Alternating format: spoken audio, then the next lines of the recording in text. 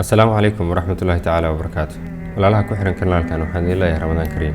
waxaan Allah subxaanahu wa ta'ala weydiisanaynaa inuu naga aqbalo acmaasha insha Allah. waxaad ku soo dhawaataan qayb kale oo ka mid ah barnaamijkeennii Anta Kafo.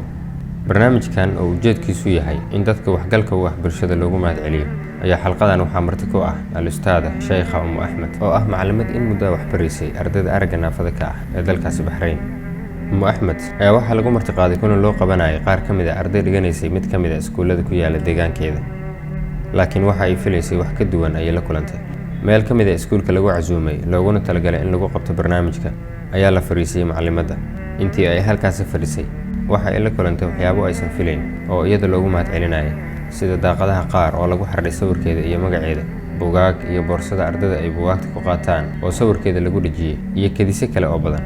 macallimadan ayaa sida aan arki doono ah macallimad ilaa heer mudan in loo mahadceliyo, hadday noqoto naxariista, akhlaaqda, sabarka iyo inay daacad u tahay waxbaridda ardayda, sida ay noo sheegi doonaan qaar ka mid ah ardaydii ay wax soo bartay.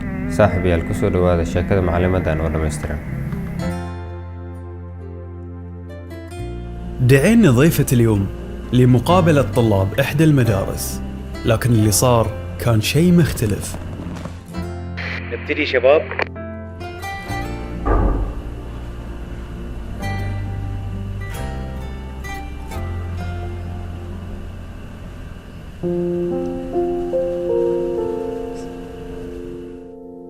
الكتب الحين.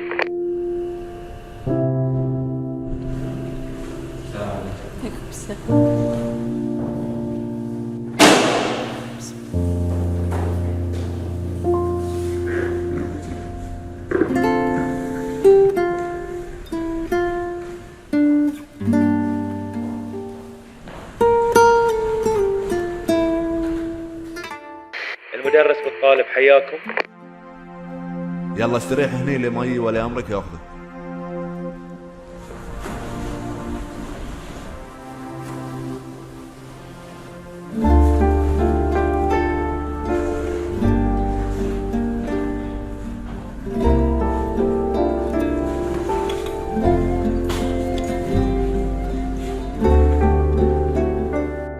الحين الطلاب.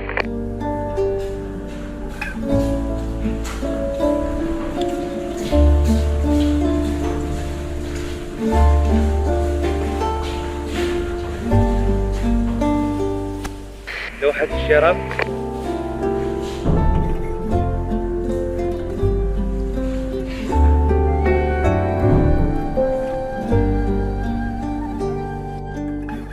النداء.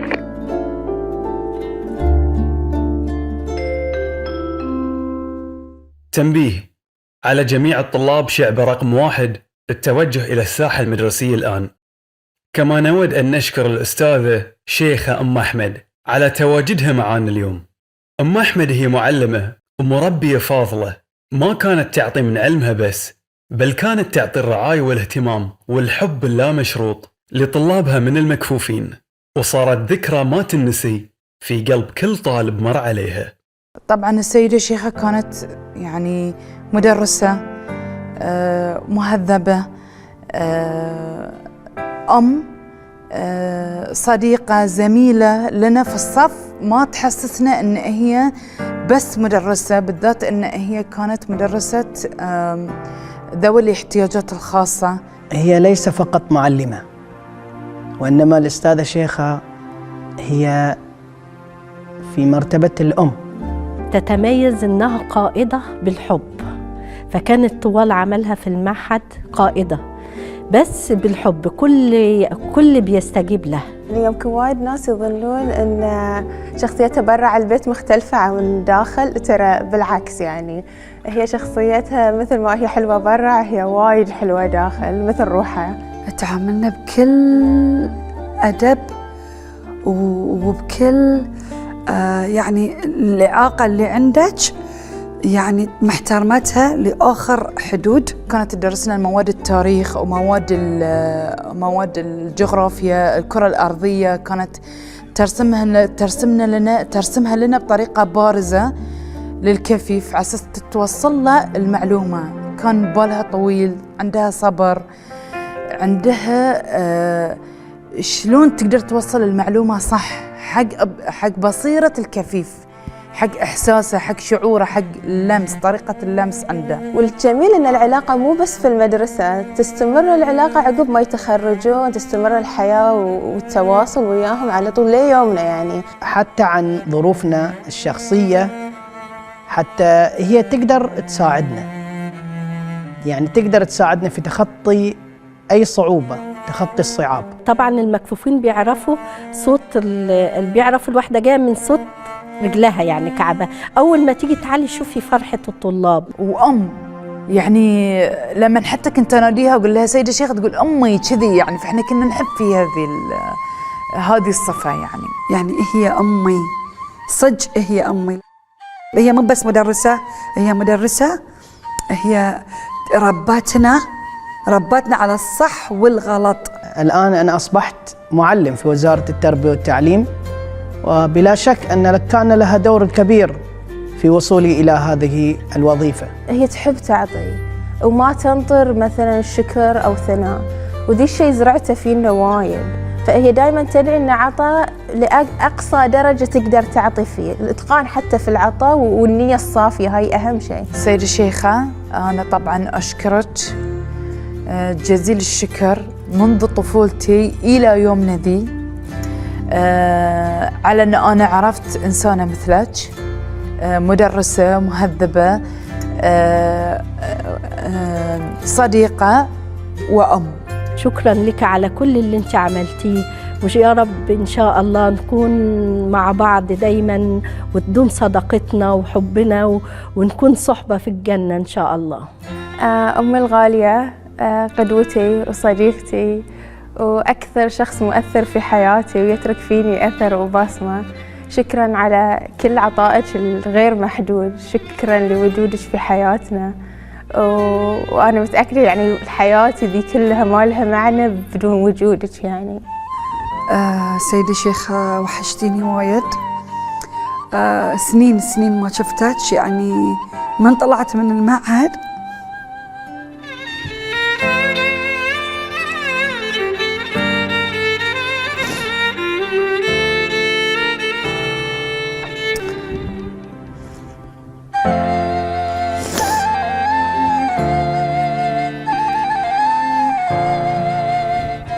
وانت وحشتني وايد. وايد اطلب ان انا اشوفك.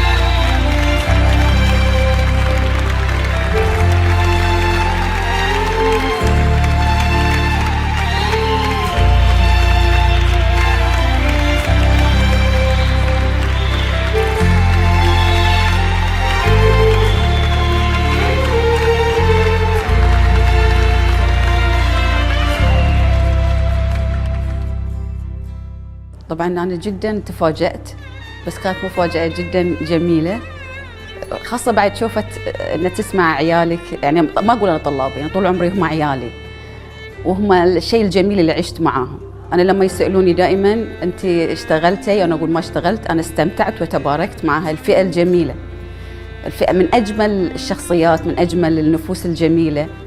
فلما شفتهم بعد اليوم ويتكلمون عني كان انطباع جدا جميل وأثر فيني جدا.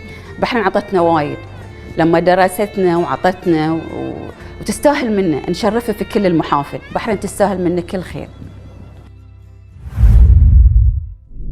سيدة شيخة أنت كفو. أستاذة شيخة أنت كفو.